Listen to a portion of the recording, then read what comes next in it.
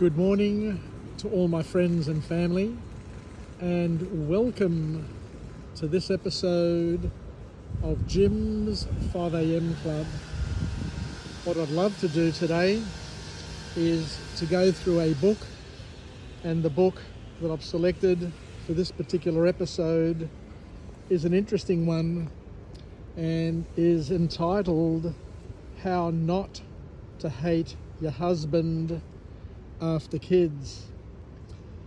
This book was published on the 21st of March 2019 and is a very interesting account by Jancee Dunn about the trials and tribulations as well as the rewards and challenges that all families face when raising a family.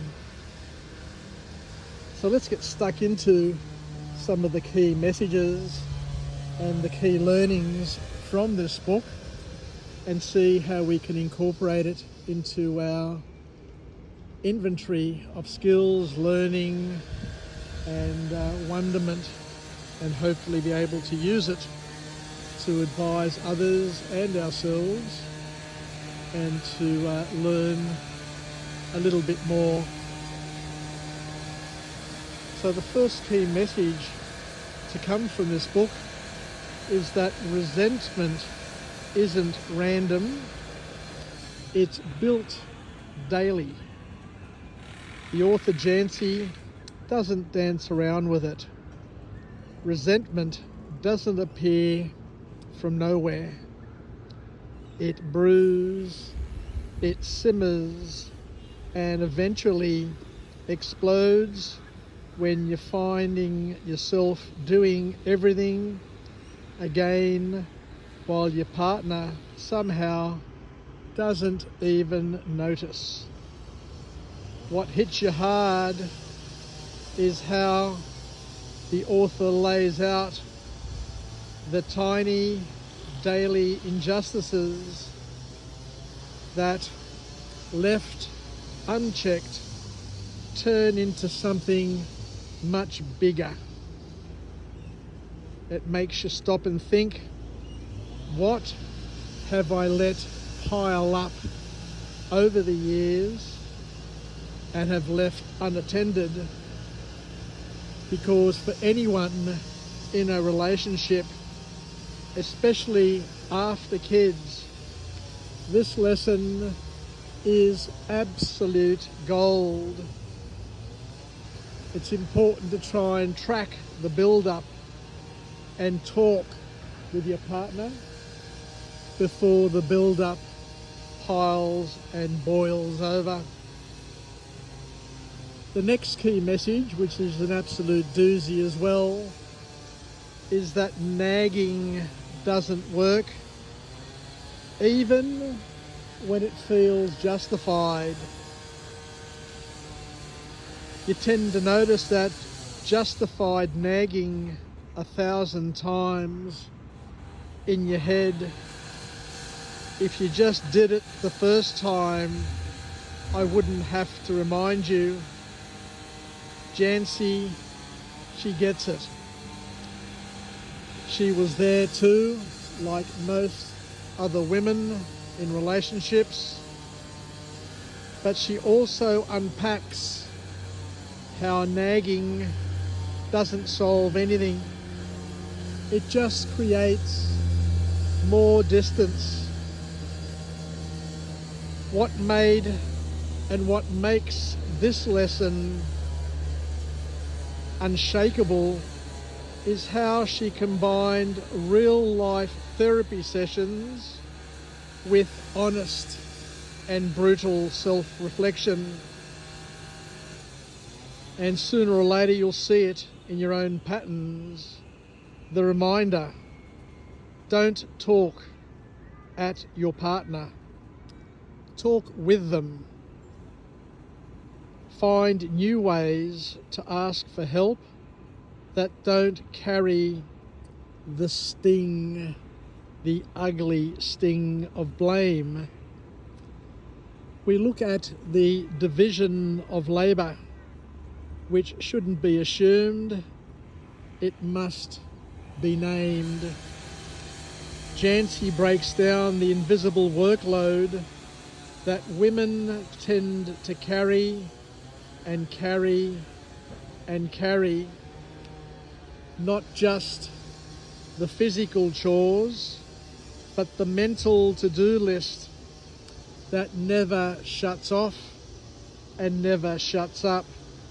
She calls it out boldly and clearly.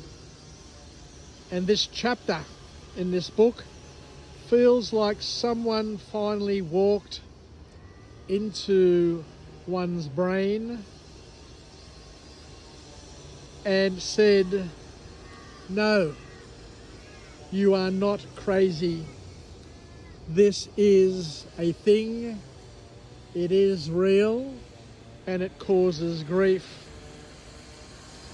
The author's journey to reshuffle responsibilities with her husband is awkward, funny, and real. But guess what? It worked. It worked for her, which makes one realise assumptions kill clarity.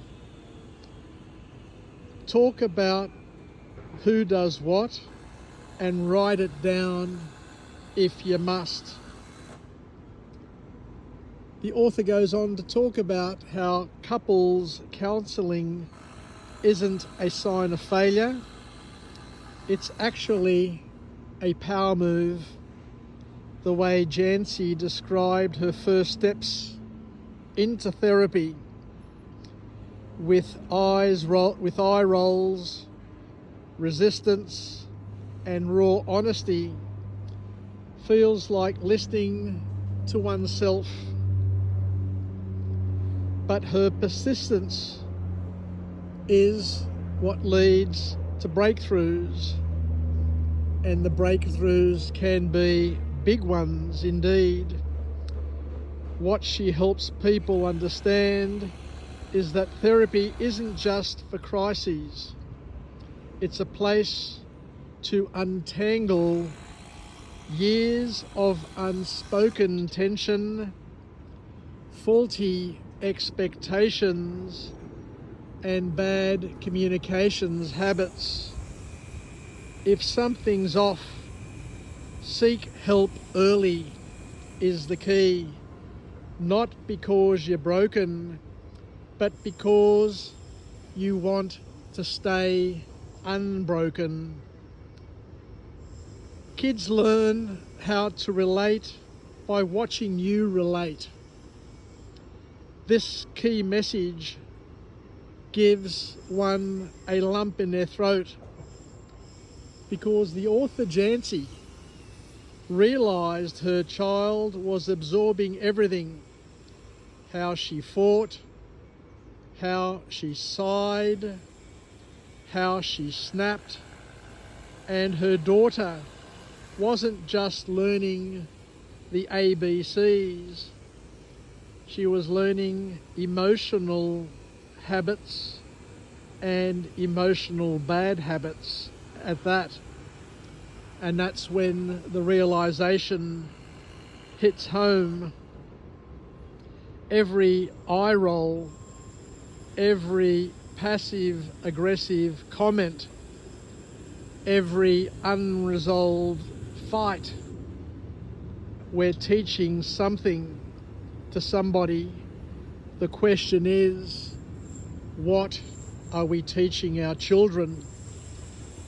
Which this alone makes one want to speak more kindly.